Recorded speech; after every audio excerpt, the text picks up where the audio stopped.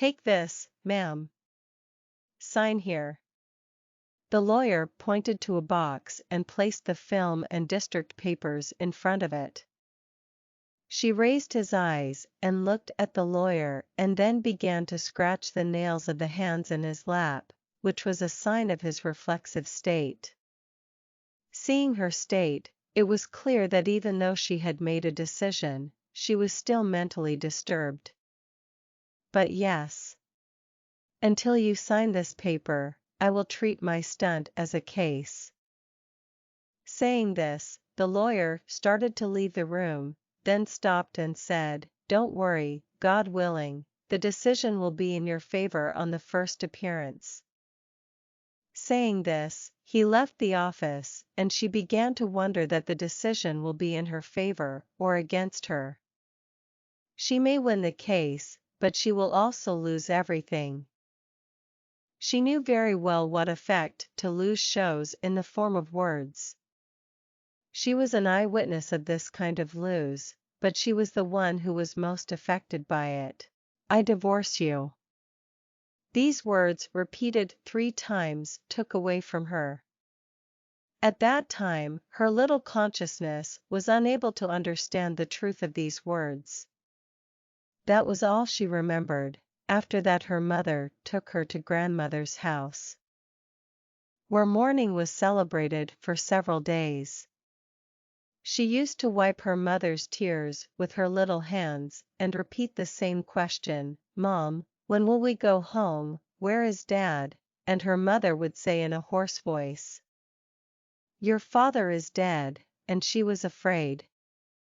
Then she had come to an agreement with the situation. She would not have seen her mother's tears. Her little mind made a single decision, that her father was cruel.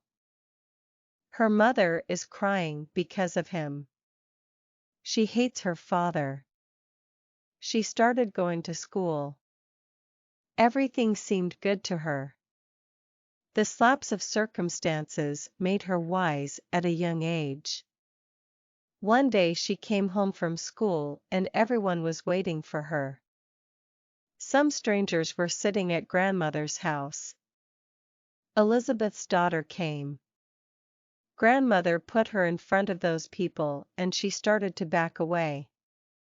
"Greetings, daughter," grandmother ordered, and in response she put his small hands in front of these people. They put their hands on her head. "Go and play, well done," grandmother said. She ran towards her mother.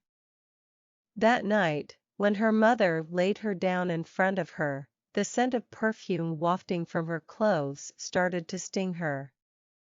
The mother said to her, "Alice, you know that we cannot live with your father, because another woman has come to that house." And she just looked at the mother.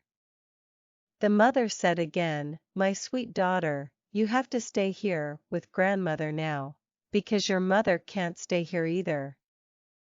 And she was just thinking, why can't her mother stay here with her mother? Who was the other woman who came to her father's house? Why did she come there when she herself lived in her father's house? Why was she kicked out from there?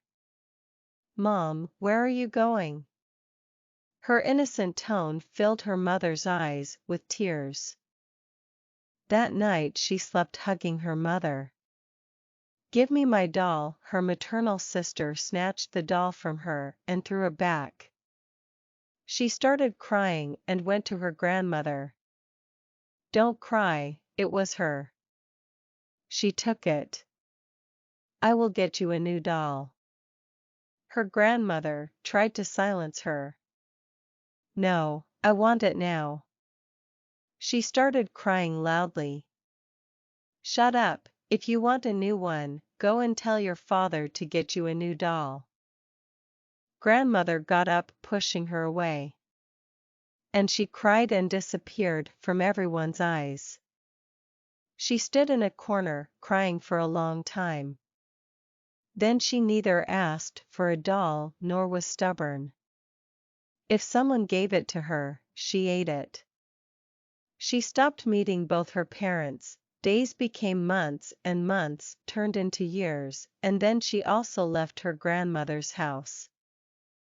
How much pain was inside her, how much she wished that her father's compassion would have been on her head. She would have forgotten all her pain by clinging to his spacious chest. How much she needed her mother's prayers. She kept her head on her shoulder and wanted to cry but couldn't.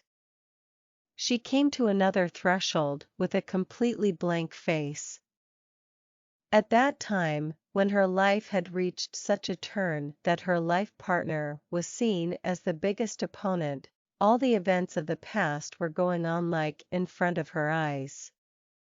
At that time, she was sitting on the chair like a lifeless body in the lawyer's office. Tears were flowing from her eyes. The 7-lettered word divorce is undoubtedly a permissible act, but it is an act disliked by God. It is not a word but a punishment that separates only two people from each other, but many other people connected to these two people are also burnt to ashes in this fire.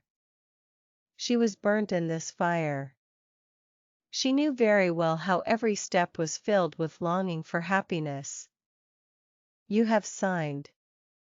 The lawyer came back to the office. He was only gone for 5 minutes, but in those 5 minutes she saw her past and her future in the form of her daughter. That's why she decided to save another sanctity from crying by hiding his face in the corner. That this is the greatness of the mother. Sign it, ma'am, the lawyer told her again. Mom, go home, the girl on her knee was saying. Yes, daughter, come on, she said, standing up. Hey, you are not filing a case? The lawyer asked her in surprise. What kind of case, lawyer? The decision has already been made. I don't want to lose, and my victory is to be with my husband.